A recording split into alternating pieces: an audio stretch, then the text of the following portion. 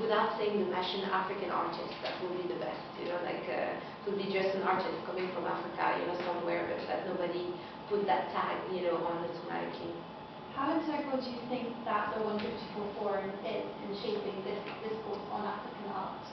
Well, I was talking before about sensitivities and African sensitivities, and I have to say that this was the least of my I would say consideration when I build a project. I was like, oh, come on, like this doesn't exist. I'm sure most of the African established artists will be supportive of what I'm trying to build.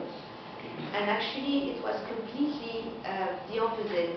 The established artists who use this to succeed were completely against, having their name attached to the project. They were scared to go backwards, basically, in a way, being pigeonholed in a category of African artists when they kind of fought to be where they were, So this was, in my head, some of it was factors I didn't really put into the mix because I never thought that would be a problem. And actually, when I nominated the curator to be part of, to be curating this program, Courtauld, which is a lovely curator who basically was part of the, she was one of the jury of Documenta. She had probably 5 or 6 extremely important international exhibitions, but you hear less of her because she's a woman, because she's African probably, I don't know.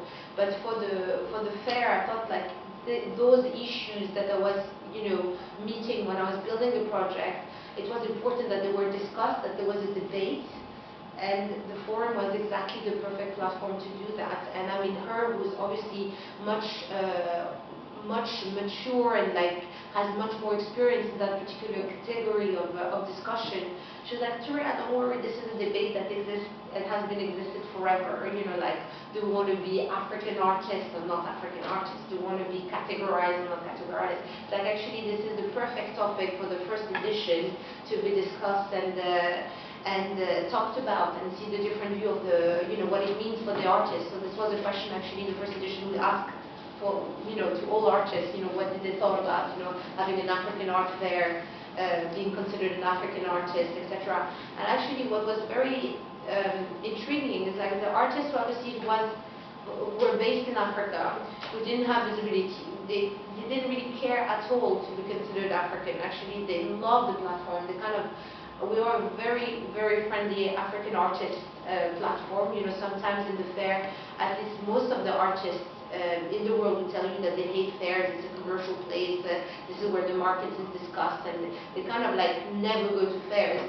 And we're really so lucky because it is their first platform, so we have all the artists, present, and we work quite hard with the galleries as kind of a condition to even participate, that they help us bring at least one artist to be present with their show. So either we help them and make sure that they have visibility and we make them talk in the forum, or we kind of have, studio visit when they're based in London, or we have them, partake in something, when they are in London in a residency or something, we can offer them to make their trip even more exceptional than they actually come. For some of them, it's the first time they come. Well, we added another level of difficulties for African artists is to travel. They are never, ever given a visa to come to the UK. So this is the hardest visa to obtain in general. So those are the little details that are, also why maybe African artists are not on the scenes, or they never. I think Sami Balochi, which is one of the artists who won the Prix Pictet, won and couldn't come to, accept his prize. And we invited him again this year, to speak to the forum. His visa was denied for absolutely no reason. He's an extremely established artist, and basically he doesn't even have a consulate to go to fight for his visa. He sent his passport, it's sent somewhere else, and then it's refused to him every time.